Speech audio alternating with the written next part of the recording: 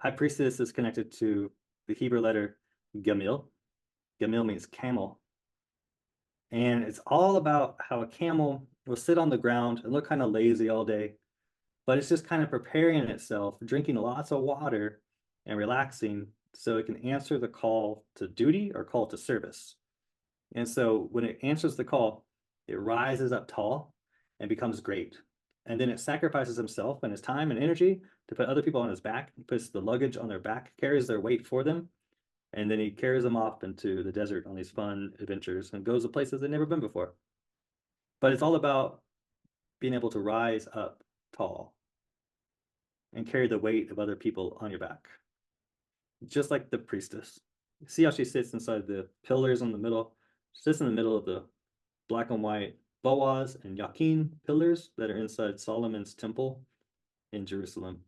And she's about to enter the holiest of holies on the holy day of Yom Kippur, which is the Day of Atonement, where you have to atone for your sins.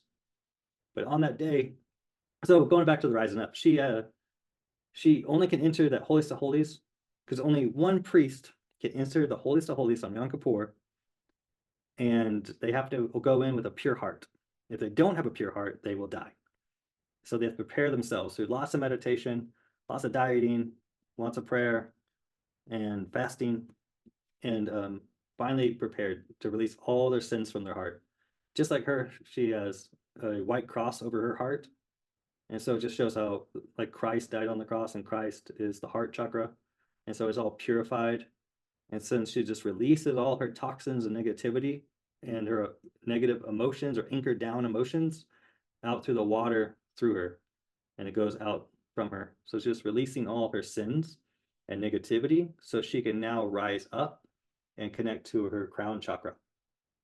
Just like the cross, like Jesus said the only way to the Father, which is Keter or crown, is through me. So you have to open up your heart to connect to your head chakra and your third eye and be at one with God. So she's getting rid of all her sins. And then when you do that, you can be like the camel who always says yes and jumps on opportunity to go help out other people whenever you're asked to. And then what else? She has a Torah scroll. So the Torah has 613 commandments inside of it. And there's in two sets. There's 248 commandments that you're supposed to do. And then the remainder 365 commandments are the ones that are prohibited, like the sins. And so she's sitting there remembering her commandments. And then behind her, there's a apron curtain that blocks the tree or blocks the people from entering the holiest of holies, where the like Ark of the Covenant is and where you do all the prayers for Yom Kippur. So on that curtain is a Qabala tree of life, and it's adorned with pomegranates. And the pomegranates, if you cut them open, it looks like a brain, like a human brain. And then it used to be believed that a pomegranate has exactly 613 seeds in it. And pomegranates, they are like pomegranate juice is given to Alzheimer's patients because it helps them remember. So when you see the pomegranates, it's all about remembering and memory. And also water is a memory. All water has memory in it. Even the Hebrew word for water is a mem, like memory. And even the word ori means light. So like liquid light. But yeah, it's always like light of God, you know, it's like kind of like God in a physical form is water.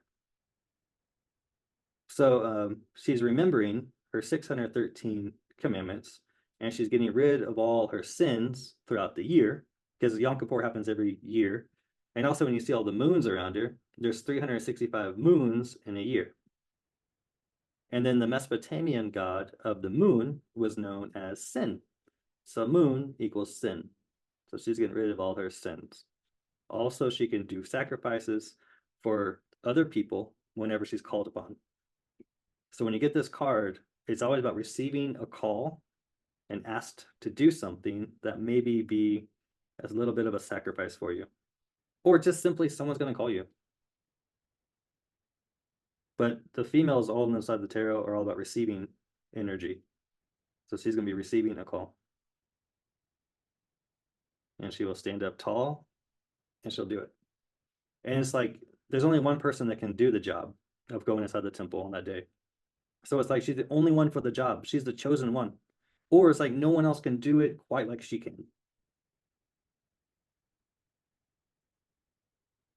And then about that rising up of the camel, she sits in the middle pillar of the Kabbalah tree of life, because there's the positive polarity, negative polarity. She sits in that mildness one.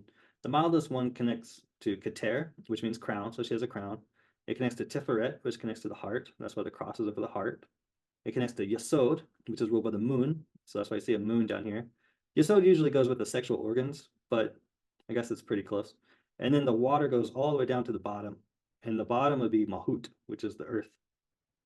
So she's going all with that middle column, rising up and rising up her chakras. And when you elevate and radiate your chakras and clear them out, you have to clear out all the negativity. And you do that with the energy from your vibrating electromagnetic heart impulses or pulses. Rising up to the challenge.